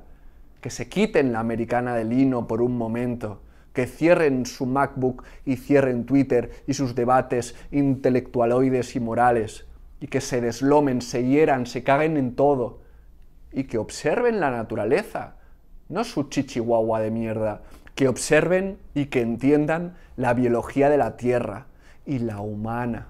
Luego hablemos de nuevo, y a ver si siguen pensando de forma tan floja, idealista, moralista y egocéntrica. Mis recomendaciones son hacer deporte, priorizar ejercicios de fuerza antes que lo cardiovascular, si puede ser al aire libre, en la naturaleza y tomando el sol. Antes no había que planear cuándo hacer deporte porque ya lo hacíamos buscando leña, cazando, construyendo. Más cosas, realicemos tareas manuales que impliquen uso de instrumentos, coordinación y fuerza física, como trabajar con la madera, la cerámica o el metal. También cultivar podría ser una idea excelente. Y lo ideal es conocer este tipo de trabajos y que sean una rutina más y no solamente un pasatiempo, algo puntual dentro de nuestra burbuja. Al final se trata de salir al mundo buscando conectar con su dimensión más básica y física. No suponer tanto que tendremos siempre todos los servicios y productos que son resultado de un proceso muy lejos de su estado inicial, de su materia prima, de su tratamiento elemental. Así pues, aprendamos a hacer cosas básicas. Aprendamos a hacer lo más esencial o hacer las cosas desde su materia prima, trabajando con la materia prima. Otra recomendación sería conectar con la naturaleza salvaje, conectar con el crispar del fuego, con la lluvia, con los ruidos caóticos naturales, con las formas irregulares de lo orgánico. Relacionémonos con el mundo menos ordenado y hagámoslo sin todos esos instrumentos que usamos y medios para sentir control. Un exceso de orden racional dificulta conectar con la realidad que tenemos delante. Una última recomendación sería conectar con las emociones y hacerlo a través del cuerpo, ya sea a través del teatro, del baile, de la meditación, de terapias experienciales como la bioenergética, a través de un diario, a través de terapia psicológica, como sea, pero conectar con nuestro mundo emocional. Otra característica íntimamente ligada a lo hablado en el apartado anterior es la falta de espíritu crítico de las personas. Sería justo decir que esto siempre ha sido así, pues la norma de una sociedad es la normalidad. El grado de conformidad respecto a las posturas oficiales y las posturas normativas, el grado de conformidad suele ser muy alto, pues eso fomenta la estabilidad y el orden. Sin embargo, en este caso, como diría Krishnamurti, no es un síntoma de salud estar bien adaptado a una sociedad profundamente enferma. La conformidad, por lo tanto, con la sociedad actual es algo peligroso. La sobreinformación, las pantallas, el miedo reinante, el mercado superficial y hedonista dificulta el pensamiento divergente y la elaboración del pensamiento propio. Por ejemplo, si os enseño estos dos dibujos, ¿qué diríais que diferencia a los niños que dibujaron el lado de la izquierda que el de la derecha? ¿Creéis que es la edad? Los de la izquierda son de mayor edad, más inteligentes. Pues no, los de la izquierda, los del grupo A, simplemente no veían más de 1 hora de televisión al día y los de la derecha, el grupo B, veían 3 horas o más. Mi recomendación aquí sería cultivar el pensamiento y hacerlo con todo tipo de puntos de vista, abrazando lo marginal e impopular, pues fomenta la creatividad, pero sin fanatizarse al respecto. Cuidado porque muchos movimientos antisistema acaban pecando de falta de espíritu crítico con sus propias posturas. Es más probable que una postura divergente sea incorrecta que al revés. Así que no se trata de tener una actitud sistemáticamente antisistema porque caemos en una rebeldía infantil y que acaba desconectándonos de la realidad y de las personas. Lo que recomiendo es que seamos críticos, que conozcamos la realidad con profundidad y con rigor, que no tengamos prejuicios con la ciencia, pues aunque parece que la ciencia domina la sociedad, a la hora de la verdad brilla por su ausencia. Así pues, además de adquirir información rigurosa y en profundidad, también recomendaría fomentar el libre pensamiento y el poder sostener las paradojas, la ambigüedad, la frustración y la confusión en algunos temas, con tal de no sentirnos impelidos a posicionarnos. Pues para muchos temas complejos carecemos, no tenemos información suficiente para saber qué está pasando y cuál es la verdad. Fomentemos el reconocer que no sabemos algo. Evitemos tan fácilmente hablar en nombre de la verdad. Leamos con atención y profundidad todo tipo de miradas. Hablemos con personas que sean críticos con nosotros. No nos encerremos en nuestra burbuja de personas que nos dan la razón. El pensamiento libre requiere la inclusión de nuestros adversarios intelectuales o ideológicos. No seamos tan frágiles y seamos valientes para reconocer nuestros límites, nuestros errores y nuestras derrotas. Es la única manera de no ser esclavos de nuestro propio pensamiento.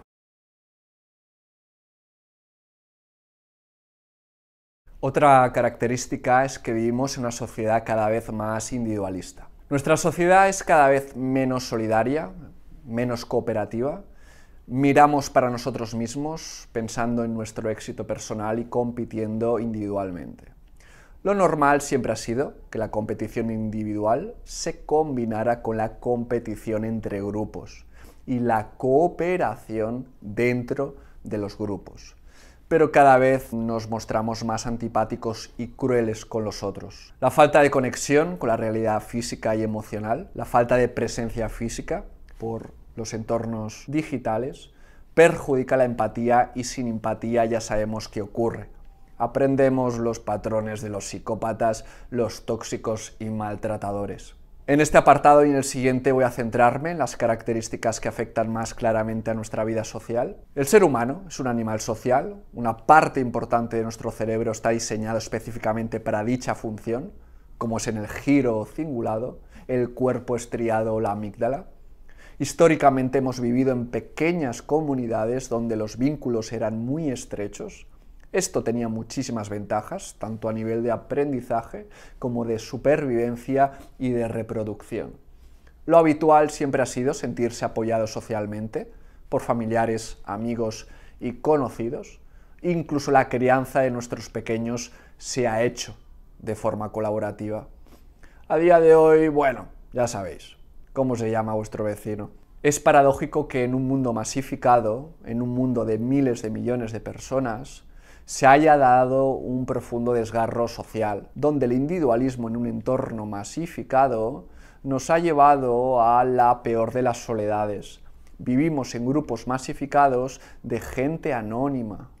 Es trágico que pudiendo ver a tantas personas, los otros sean invisibles a nuestros ojos y nosotros seamos invisibles a sus ojos. Vemos tan selectivamente que invisibilizamos la mayoría y de paso nos invisibilizamos y solo nos hacemos visibles en nuestra versión egocéntrica e idealizada, totalmente irreal.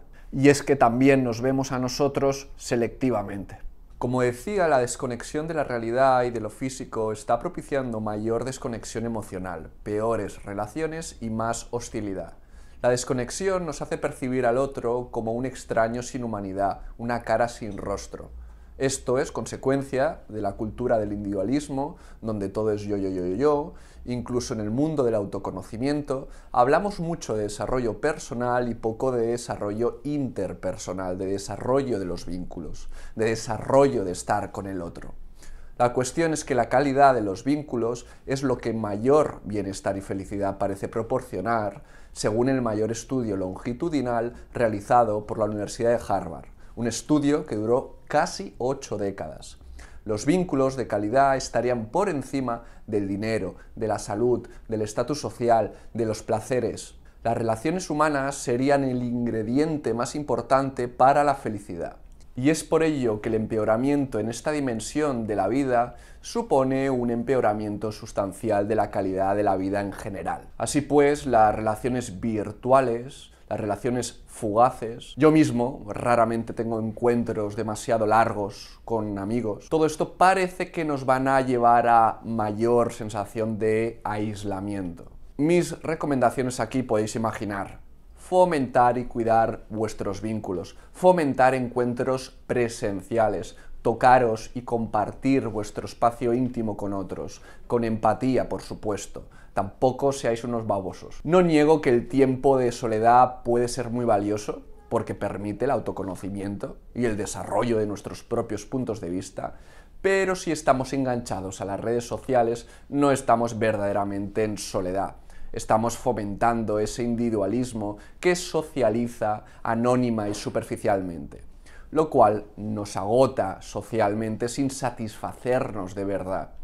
Hoy en día existe una alta probabilidad de que cada vez que interactuemos socialmente lo estemos haciendo penosamente y que el vínculo sea extremadamente de mala calidad. Además, las relaciones propias de las redes sociales solamente alimentan nuestro avatar, un yo idealizado.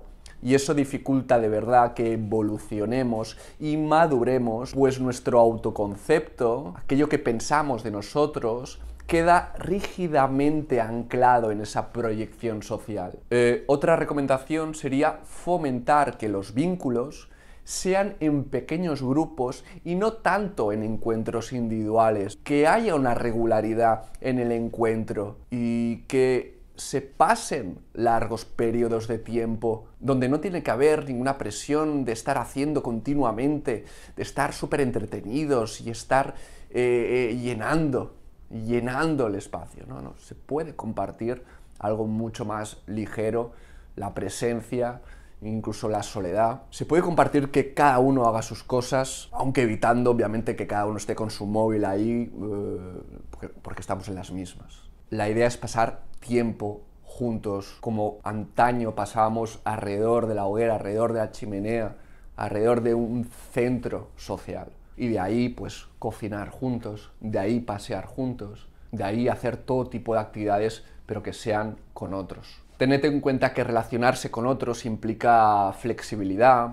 porque las personas no son computadoras customizables, donde podemos elegir en todo momento lo que nos apetece. Aceptar que habrá momentos menos estimulantes creo que es bastante importante, porque es aprender a saber permanecer y estar en el presente con los otros, el saber profundizar con los otros. Quizás sea necesario que practiquéis la conversación, el saber preguntar, el saber escuchar, el interesaros y abriros a la otra persona. Otros lo que tendréis que cultivar no es tanto la conversación y el profundizar, sino el hacer más cosas juntos, realizar más actividades que os unan, que os emocionen, sea una excursión o cualquier tipo de aventura, cualquier tipo de aprendizaje común, cualquier tipo de proyecto común.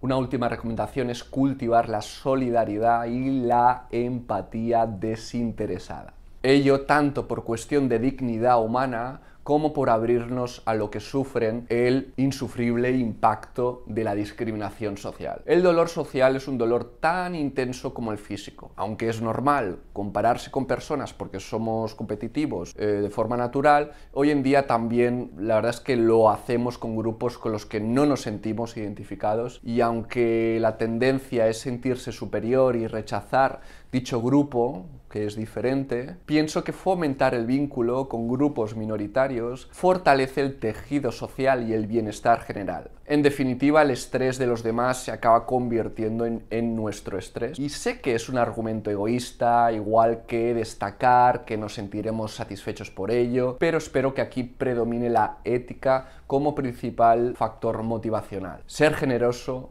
dar en vez de recibir, supone una experiencia profundamente gratificante, difícilmente comparable a cualquier otra. Aquí quizás estoy siendo muy moralista, estoy siendo idealista, pues la solidaridad y la empatía desinteresada podríamos empezar por aplicarla a nuestros círculos más cercanos, porque ni eso hoy en día. Así que si con nuestros círculos no lo hacemos, con aquellos grupos que nos son ajenos, pues quizá es como un nivel más, desgraciadamente.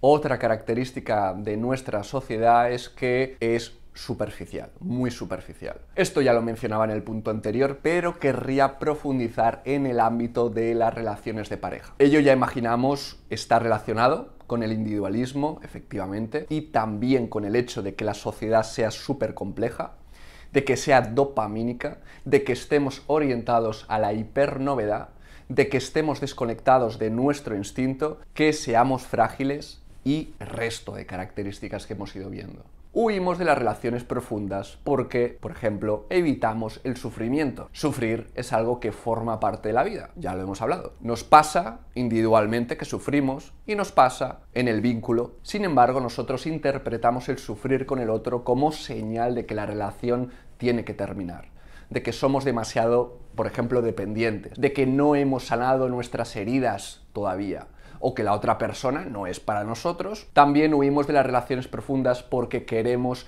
la mayor cantidad de parejas sexuales, algo que ocurre sobre todo, sorpresa, a los que tienen un nivel más alto de dopamina. La dopamina nos hace buscar el subidón propio de la seducción, de la conquista y el sexo casual, pero no nos deja construir relaciones más allá. Además, dado que a la hora de elegir una pareja, ¿no?, a la hora de tomar la decisión, a la hora de valorar a una posible pareja, eso lo hacemos según el lugar y la manera que tenemos de estar conociéndola. Importa ese modo y ese lugar, el llamado efecto de encuadre, y también depende de según con quién lo comparamos o la comparamos. También la valoración varía, ¿vale? Es el llamado efecto de contraste. Pues bien, la percepción hoy en día de tener tantas opciones, como cuando usamos, ¿no?, aplicaciones como Tinder, impiden valorar a alguien por lo que es en sí mismo o en sí misma, pues su contexto es incontable e infinito, por lo que hace sentir demasiado finito, demasiado insuficiente elegir a esa persona. ¿Cómo valoramos a alguien comparándolo con el infinito? Pues muy finito. Hay tanto que nos estamos dejando fuera que no podemos sentirnos satisfechos con lo que tenemos, o a la mínima que vaya mal, sabotearemos la relación o nos obsesionaremos con esa oferta infinita que creemos que esconde la elección perfecta. Sí, también el perfeccionismo e idealismo nos lleva a descartar a alguien porque no es perfecto para nosotros, porque no es completamente afín, porque tiene defectos o cosas que nos desagradan. Y sí, también volvemos a la fragilidad en este caso. Ser selectivos me parece natural, pero la incapacidad de elegir satisfactoriamente esconde algo horrible. Creemos que podemos tener lo perfecto, pero ¿quién te crees que eres? Más aceptación y menos hiperselección e idealismo. Todo ello nos lleva a relaciones a corto plazo, pues no dejamos de pensar en un futuro donde haya nuevas relaciones y así huimos del sentir la persona que tenemos delante en el presente. Por supuesto, hemos construido toda una moda ideológica basada en la importancia de la libertad que da fundamento moral a todas estas relaciones cada vez más líquidas. Una consecuencia lógica de todo esto es que el sexo se ha banalizado. El hipersexo nos desconecta del sexo. El sexo es automático, mecánico, sin presencia, ansioso, vacío. El hipersexo convive con los tabús y ello nos lleva a una educación sexual perjudicial. Los sitios de adultos, y lo llamo así para evitar usar una palabra que el algoritmo castigue, ¿no? Hay ese puritanismo en estos lugares. Pues bien, ¿no? Los sitios de adultos no ayudan, pues a pesar de lo evidente que es su naturaleza ficticia, se interiorizan muchos de sus patrones. El sexo, a día de hoy, ha perdido el poder de su naturaleza profunda. Tener sexo se vive desde el mero intercambio de placer, como si fuéramos casi bonobos. Pero no somos estos homínidos, por muy emparentados que estemos. Vivimos el sexo desconectados de su trasfondo vital, en el que tener sexo implica un vínculo trascendente, un vínculo que ha motivado nuestro comportamiento durante cientos de millones de años, posiblemente miles de millones de años, pues se ha relacionado siempre con la reproducción y por lo tanto con la supervivencia de nuestros genes. Actualmente estamos tan desconectados del cuerpo que existe el sexo sin bebés y los bebés sin sexo. No estoy en contra del sexo por placer, superficial y ocasional, pero no creo que sea un síntoma positivo que eso se convierta en la norma para tantas personas. Tampoco estoy en contra de aplicar medidas de control de natalidad, como el preservativo, pues ha supuesto un gran avance, sobre todo para la mujer. Pero insisto con que a día de hoy, por razones globales, relacionadas con cómo es nuestra sociedad, somos demasiado superficiales cuando nos relacionamos en pareja. La desconexión respecto al otro fomenta relaciones instrumentales, fomenta la falta de empatía e incluso la hostilidad con las personas con las que intimamos. Sin embargo, si conectamos con nuestro instinto, el cual no se trasciende por cultura, o en unas pocas décadas, ni en unos pocos siglos, ni seguramente en pocos milenios, seríamos más conscientes de lo que está pasando al tener sexo. Estamos apostando por una persona que representa el 50% de la carga genética de nuestros hijos. Y se me podría discutir que hoy en día podemos conscientemente querer sexo sin querer tener hijos. Pero nuestra voluntad consciente no lo es todo. De fondo hay un complejo entramado emocional inconsciente. Las estructuras cerebrales relacionadas con el sexo están íntimamente ligadas con las de la reproducción y viceversa. Hemos visto que somos una sociedad desconectada de la realidad física, en este caso de nuestro cuerpo, pues somos capaces de desconectarnos de lo más esencial. Así de fragmentados o disociados podemos llegar a estar. Pero incluso en estos casos de desconexión, lo más probable es que sí que estemos activando dichas estructuras primitivas, aunque estén reprimidas o bajo el umbral de lo que se nos hace consciente. Por ejemplo, es consabido que en los momentos de ovulación, momentos donde hay picos en algunas hormonas, las mujeres tienen especial deseo sexual. ¿Significa que conscientemente su deseo está relacionado con tener hijos? Por supuesto que no. Pero su cuerpo sí que hace esa lectura. El ser humano, casualmente, después de tener sexo, secreta neurotransmisores que sí parecerían relacionarse con las relaciones profundas y duraderas, como es la oxitocina y la vasopresina. Estos neurotransmisores permiten el apego, que es el pegamento para las relaciones duraderas. No obstante, ¿qué piensa nuestra sociedad que es el apego en las relaciones de pareja? Exacto, una lacra, algo maligno a erradicar. Y así nos va. Estamos desconectados de este programa básico que es enamorarnos y construir a largo plazo. Quizá no para toda la vida, pero sí lo suficientemente como para poder hacer una crianza. Y podremos decir que sabemos cuándo queremos follar simplemente y cuándo queremos una pareja. Pero ¿cuántas veces nuestro discurso ha sido es solo un rollete sin importancia, pero en el fondo lo sentíamos como algo mucho más importante y eso es lo que nos ha hecho sufrir? Dicha disonancia entre lo que decimos y lo que sentimos lo hemos resuelto a menudo con discursos en contra del apego, tal como decía, como si el problema fuera es que me ha pegado demasiado. Soy consciente de que no todo el mundo tiene que tener relaciones profundas, también soy consciente que no todo el mundo tiene que tener instinto maternal y paternal. Y creo que no hay nada malo con que eso pase en algunos casos. Hoy en día es especialmente difícil de plantearse tener hijos, pues no ayuda para nada las situaciones o las posibilidades económicas, los recursos, los cuales son escasos, vivimos con un sueldo justo y muchas veces pues compartiendo piso. De todos modos, sospecho que la tendencia a no construir relaciones profundas, igual que la tendencia a no tener hijos, también esconde un problema de inmadurez, de superficialidad, de individualismo y no solamente de crisis económica.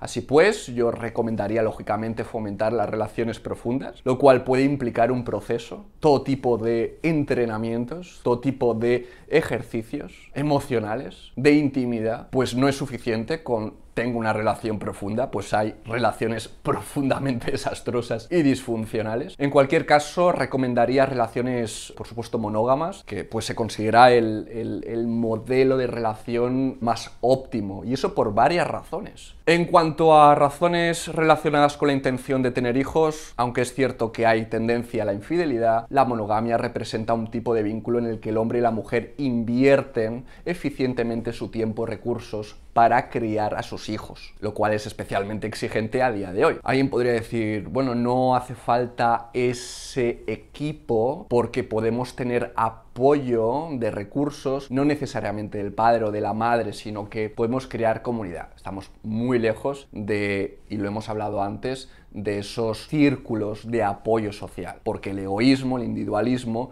nos hace que no vayamos a invertir en aquellas personas que no nos interesen egoístamente. Entonces, invertir nuestros recursos en los hijos de los otros, por regla general, no se va a generalizar, valga la redundancia. Otra razón es que el padre sabe que es verdaderamente el padre de sus hijos. Algo curioso que ocurre en la monogamia es que la importante inversión de recursos y tiempo que hace el hombre hace que los hombres también seamos selectivos, pues tener hijos de una forma óptima nos involucra totalmente. Está en juego algo tan trascendente como nuestros genes y una gran cantidad de nuestros recursos. Así pues, estamos lejos de esa imagen de macho inseminador que insemina todo lo que se menea. Por otro lado, hay razones más sociales respecto a por qué la monogamia es el modelo superior, hay razones más emergentes a nivel general, como que en la monogamia hay menos hombres desparejados, lo cual reduce la frustración de estos y por lo tanto la violencia en general disminuye. Esto es lo que vemos en estos dos esquemas. En el de la derecha, que representa una sociedad perfectamente monógama, nadie quedaría desparejado. En cambio, en el esquema de la izquierda, muchos hombres no se reproducirían, lo cual generaría mucha frustración y con ello todo tipo de problemas sociales. Por último, quizás la razón por la que podría haber empezado tiene que ver con ese estudio de Harvard que descubrió que las relaciones profundas son las que correlacionan más fuerte con la felicidad y la satisfacción vital. Por suerte, este es el tipo de relación más ampliamente practicado. Pero me ha parecido interesante apuntar los cambios que están ocurriendo poco a poco.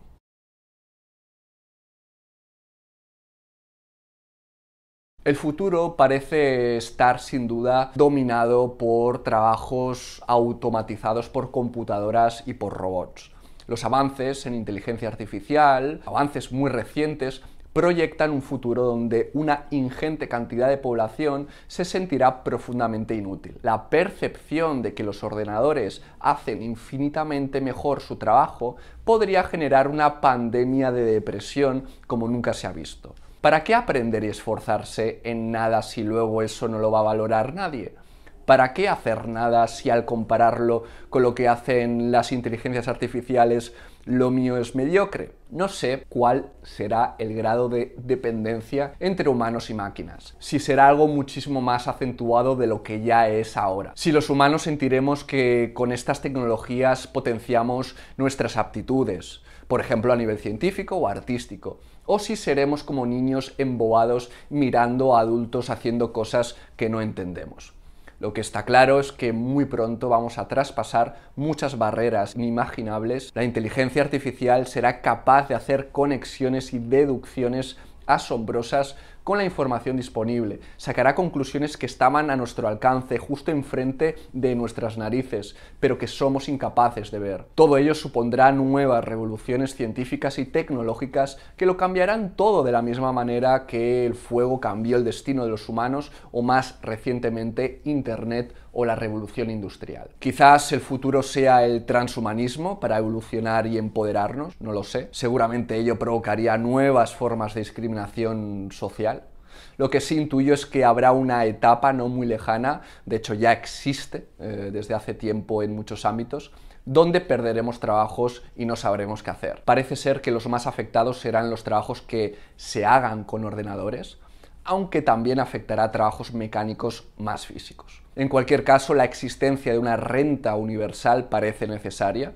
La cuestión es si conseguiremos llenar el tiempo disponible con actividades de calidad o simplemente estaremos desbocados consumiendo drogas y ocio dopamínico. Y en ese caso creo que todo esto nos llevaría a agravar todavía más radicalmente ese vacío de sentido que ya pudiera haber actualmente por todo el ocio de deseo y de dopamina y de placeres vacíos. Mi recomendación aquí es no dejar de pensar a lo grande, abrir siempre horizontes apasionantes, ya sea explorando significados a través de la creatividad, a través del mundo, los saberes y los vínculos. La exploración de los científicos, por ejemplo, aunque estuviera liderada por inteligencia artificial, seguiría siendo algo que aportaría sentido, así como el desarrollo de todo tipo de tecnologías que ayudarán a los seres humanos. Es fina la línea que separa la exploración e innovación de la hipernovedad o esas innovaciones vacías que buscan llenar un mercado que cubre necesidades inexistentes. Quiero pensar que la inteligencia artificial no pueda sustituir a los seres humanos, pues nuestra complejidad va más allá de lo cuantificable, aunque quién sabe si inteligencias artificiales del futuro sí sepan emular lo humano. Tampoco me parece descabellado con venideras revoluciones en cantidad de procesamiento de computación, como en la computación cuántica. De hecho, dentro de algunos círculos filosóficos y científicos, ya se dice que nuestro mundo pudiera ser una simulación hecha por ordenadores extraterrestres. Esa posibilidad está ahí. Quisiera hacer mención a otras tecnologías que definirán sus propios problemas. El avance de la genética y de la edición mediante, por ejemplo, CRISPR, un sistema de edición génica que ha revolucionado absolutamente la medicina, seguramente todo ello nos alargará la esperanza y calidad de vida. La juventud, el cuerpo saludable, lo disfrutaremos más tiempo. Pero la cuestión es, ¿más tiempo para qué? Por otro lado, algo que me preocupa es que con estas tecnologías estamos sustituyendo lo que era trabajo de la selección natural, lo estamos sustituyendo por nuestras habilidades técnicas. Por lo que en el futuro iremos acumulando determinados genotipos que no hubieran sobrevivido, haciendo que nuestra dependencia de la medicina vaya a ser cada vez más radical. Antes la selección natural no hubiese seleccionado ciertos rasgos, pero la medicina dice no te preocupes, aunque no hubiese sobrevivido en el medio natural, tenemos aquí medicinas para que sobrevivas. Pero quizá eso era un defecto que con el tiempo se hubiese erradicado por la mera selección natural. Pero vamos acumulando, como estaba diciendo, esos rasgos en el fondo poco adaptativos o incluso algunos disfuncionales. Todo esto se podría evitar si hiciéramos una selección artificial de los mejores rasgos, como por ejemplo pasa en la película de Gattaca. Pero éticamente se ha discutido y rechazado este tipo de prácticas eugenésicas. Sin embargo, quizás se convierte en la forma de compensar esta acumulación de genotipos poco adaptativos.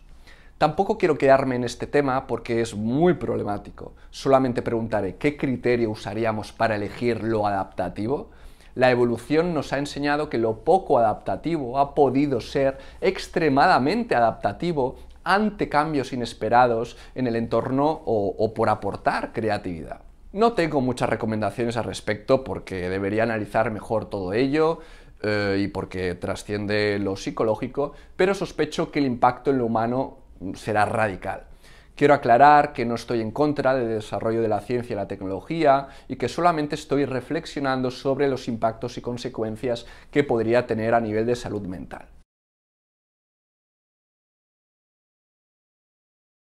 Para acabar, tenía que hacer referencia a algo realmente trágico y es el alto grado de contaminación que produce nuestra civilización. Necesitamos energía para poner en marcha toda la compleja maquinaria que es la humanidad. Sin embargo, al no saber usar energías renovables y compatibles con el equilibrio ecológico, hemos ido destruyendo el planeta. Lo mismo con nuestro crecimiento. La civilización del planeta ha supuesto la destrucción de hábitats naturales y la extinción de muchas especies de seres vivos.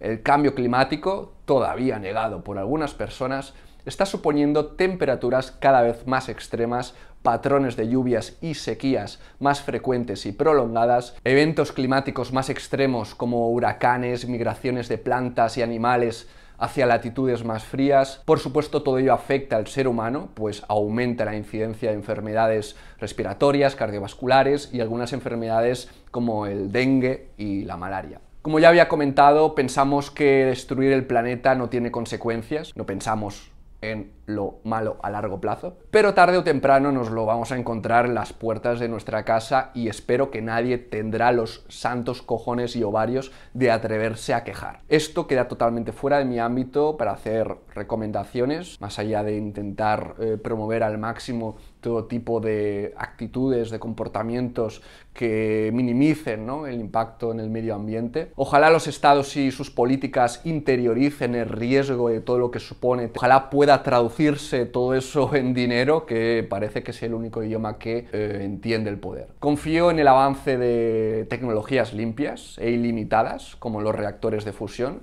así como baterías infinitas, que admitan infinitas recargas. Espero que todo ello nos traiga un futuro donde la ecología sea la constante y no tanto la excepción. Pues eso es todo, espero que os haya parecido interesante y constructivo sobre todo.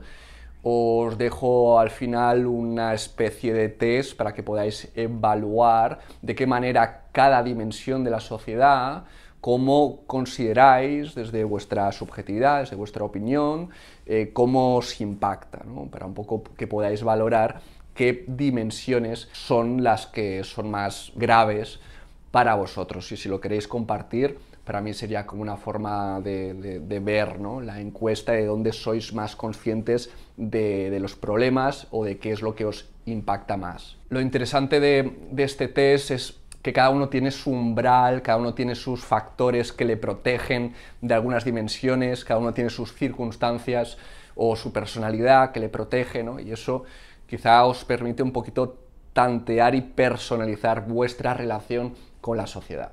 También quiero comentar que en psicología cada vez se da más importancia no tanto a lo individual, sino a lo contextual, y siempre van a haber contextos de mierda, siempre van a haber situaciones del entorno que hacen que el individuo construya relaciones disfuncionales y que sea muy difícil, ¿no?, en una situación de precariedad, de discriminación, de poco estatus, de, yo qué sé, de pocos recursos, de situaciones estresantes ambientales, situaciones estresantes en la familia, tal, todo eso es lo que nos inunda muchas veces de algo que nos genera un malestar muy grande, ¿no? Entonces, pues esto es lo que hemos analizado hoy. Podríamos ir más allá, podríamos explorar otro tipo de determinantes sociales, otro tipo de determinantes ambientales, otro tipo de... Pero bueno, he ido a lo que creo que puede perfilar mejor la tendencia, tanto en el presente como en el futuro. También quiero aclarar que no creo que el ideal es volver al pasado, o que estuviésemos mejor en el pasado, pero sí que pienso que adentrándonos en este nuevo mundo corremos riesgos que no sospechamos. Y quizá eso no se ve reflejado en términos de población y esperanza de vida, donde las cifras son muy positivas.